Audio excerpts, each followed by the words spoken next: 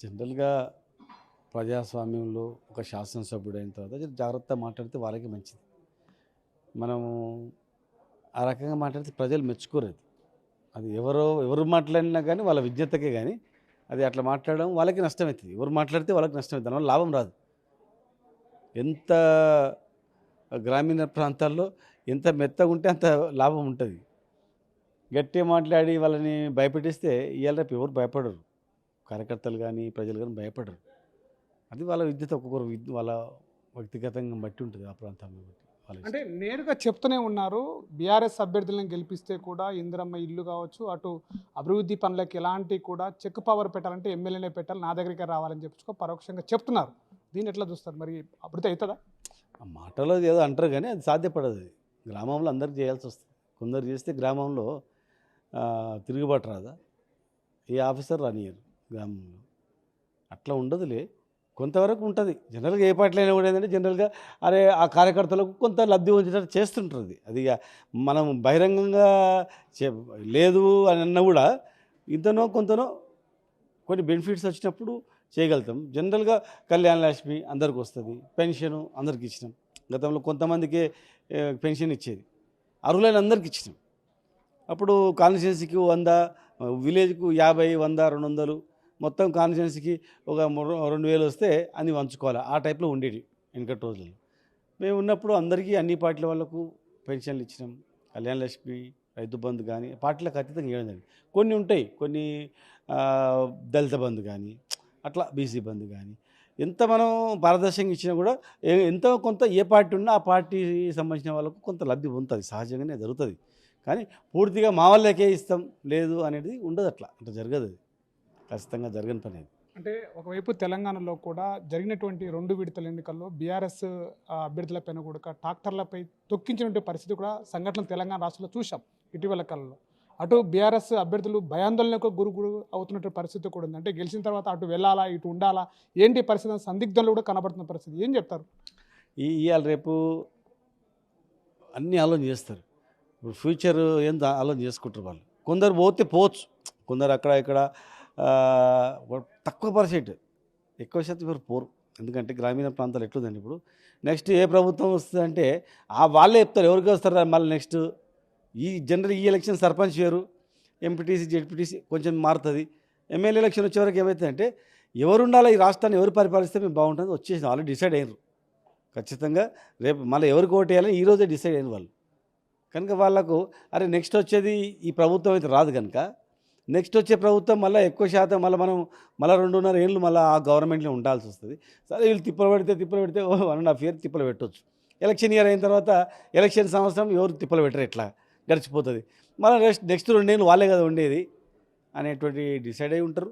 పోవడానికి ఆలోచన ఎవరికి ఉండదు. గ్రామాల్లో కూడా ఇప్పుడు పోతే కూడా ఊరుకోరు. పబ్లిక్ ఓటేసినాడు నీకు ఎందుకు ఓటేసినా బిడ్డ ఏమనుకుంటాం అనే పరిస్థితి కూడా వస్తుంది. కనుక అట్లా భయపెట్టించే జరిగింది. ఎలక్షన్ల వరకు జరిగింది. ఇప్పుడు నడవదిగా.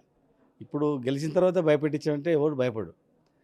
ఎవడో అక్కడ ఇక్కడ ఏదో డబ్బులకు ఆశపడో ఏమన్నా పైసలు ఇస్తామని ప్యాకేజీలకు ఆశపడో ఎవడో పోతుండొచ్చు అక్కడక్కడ కొంతమంది. కానీ మెజార్టీ సర్పంచ్లు దానికి సిద్ధంగా లేరు ఇప్పుడు. అంటే స్థానికంగా ఉన్నటువంటి మొదటి విడత 2 విడతల ఎన్నికల్లో గట్టి పోటీ అయితే ఇచ్చింది అనుకోవచ్చు. సో 3వ విడత ఫలితాలు కూడా ఈరోజు సాయంత్రం రాబోతున్నాయి. ఎట్లా ఉండబోతున్నాయి ఓవరాల్గా? రేపు రాబోయేలో కార్యాచరణ ఎలా ఉండబోతుంది? ఎట్లా ఉన్న వాళ్ళు ఇప్పుడు ఫస్ట్ నుంచి సెకండ్కి వచ్చే వరకు కాన్సన్ట్రేట్ చేసిండ్రు. కొన్ని డబ్బులు ఇవ్వడము లేకపోతే ఇంకా రకరకాలుగా ప్రలోభాలు పెట్టడము అనేది జరిగింది. థర్డ్ వచ్చేవరకు అరే మనకు ప్రిస్టేజ్ వచ్చేసింది అనమాట. అరే నేను గెలవకపోతే కనీసం ఇండ్లలో ఎక్కువ గెలవకపోతే నాకు ఇజ్జత్ పోతారు అనేది ప్రిస్టేజ్కి వచ్చి గవర్నమెంట్కు కొంచెం ఫిజిబిలిటీ ఉంటుంది. గవర్నమెంట్ పోలీసు మొత్తం వాళ్ళకే సహకరించింది.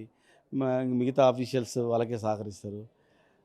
డబ్బులు రకరకాలుగా ప్రలోభాలు పెట్టి ఎక్కువ చేయడానికి అవకాశం ఉంటుంది, భయపెట్టి చేయడానికి.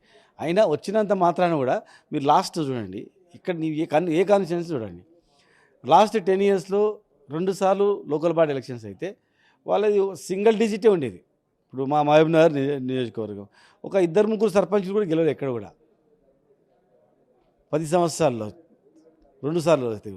ఇప్పుడు 2 ఏళ్లలోనే వాళ్ళు 2 ఏళ్ళైనా దాదాపు 40, 60, 50 వరకు వచ్చేసినంటే వాళ్ళంతా పవర్ ఉపయోగించి పరపతి ఉపయోగించి పైసలు ఉపయోగించి అన్ని రకాలుగా భయపెట్టించి రకరకాలుగా వేస్తే కూడా పెద్ద మెజారిటీ రావడం జరిగింది. కనుక అది ఒక ఇండికేషన్, ఫ్యూచర్లో మీకు ఫుల్ స్టాప్, మీరు రైతులను చూసుకోలేదు, ప్రజలు ఇచ్చిన హామీలు ఏవి కూడా 6 గ్యారెంటీలు అన్నారు, అమలైంది అంటారు, రుణమాఫీ మొత్తం అయిందంటారు, ఆ ఊరిలో చెప్తారు ఏడైందని చెప్పి, రైతు బంధు మొత్తం ఇచ్చేసినామని చెప్తారు, 6 గ్యారెంటీ అమలైనామని చెప్తారు, మహిళలకు పెన్షన్ ఇచ్చినామని చెప్తారు. ఇక ఫ్రీ బస్ ఒకటి చూసుకొని ఆ రేషన్ కార్డులు మేము కూడా ఇచ్చిన 6 లక్షలు, కానీ మేము చెప్పుకోలే, ఆన్లైన్లో అప్లై చేస్తే వాళ్ళకి ఇమీడియట్గా ఇచ్చేసినాం. వీళ్ళు ఏదో స్పెషల్గా ఇచ్చినట్లు పెద్ద పబ్లిసిటీ చేసుకున్నా కూడా అదంతా లేదు. గ్రామీణ ప్రాంతాల్లో తెలంగాణ వ్యాప్తంగా కూడా ఒక లేయర్ వచ్చింది. మళ్ళీ కేసీఆర్ రావాలరా, కేసీఆర్ వస్తే ఒక విజన్ ఉంది, ఒక విజన్ ఉన్నటువంటి నాయకుడు కేసీఆర్ అనేటువంటి. గ్రామీణ ప్రాంతాలు, పట్టణ ప్రాంతాలు ఇంత అభివృద్ధి అయినాయి, ప్రపంచ స్థాయికి ఎదిగినాయి ఈ రాష్ట్రం అంటే మొన్న గ్లోబల్ సమ్మిట్ అయింది. అక్కడ వచ్చినటువంటి వాళ్ళందరూ ఈ 10 సంవత్సరాలు తెలంగాణ ఎక్కడికి పోయిందండి? ఈ 2 సంవత్సరాలు కాలే కదా, 2 సంవత్సరాలు ఏమైంది? ఒక్కటేనైందా? ఒక్కటి కాలే. 10 సంవత్సరాల పరిపాలనే వాళ్ళందరూ పొగిడిపోయినారు. 10 సంవత్సరాల పరిపాలన డెవలప్ అయినటువంటి తెలంగాణ, హైదరాబాద్ చూసే ఇది అమెరికానా లేకపోతే ఏంది లండనా, వరల్డ్లో పోటీ ఉంది కదా ఇది అనేది వెళ్ళిపోయింది. అది వీళ్ళు ఏం చేసిండ్రు? ఏం చేయాలి కదా, ఒకటేం కట్టిండ్రు, ఏం కట్టలే. ఇప్పుడు చెప్పే ఆ ల్యాండ్ కూడా మేము భూసేకరణ చేసినాం ఫార్మసిటీ గురించి, అదే దానిలో వాళ్ళు ఒక రియల్ ఎస్టేట్ మాదిరిగా చేస్తూ ఉన్నారు, ప్రమోట్ చేస్తూ ఉన్నారు తప్ప కొత్తగా చేసింది ఏం లేదు, అంగు హార్బాటాలు తప్ప ఏం లేదు. అదంతా అంటే ఇప్పుడు స్థానిక ఎన్నికల్లో ఒకవైపు బీఆర్ఎస్ బీజేపీ కలిసి పోటీ చేస్తున్నాయి, అందుకే బీఆర్ఎస్ ఇన్ని అత్యధిక స్థానాలు గెలుచుకుని అని చెప్పేసి కూడా అంటున్నారు. ఎట్లా నిజంగానే బీఆర్ఎస్ బీజేపీ కలిసి స్థానిక ఎన్నికల్లో పోటీ చేస్తున్నారా అభ్యర్థులను బలపరుచుకున్నట్టు? అట్లా అక్కడ ఎక్కడ లేదు అట్లా.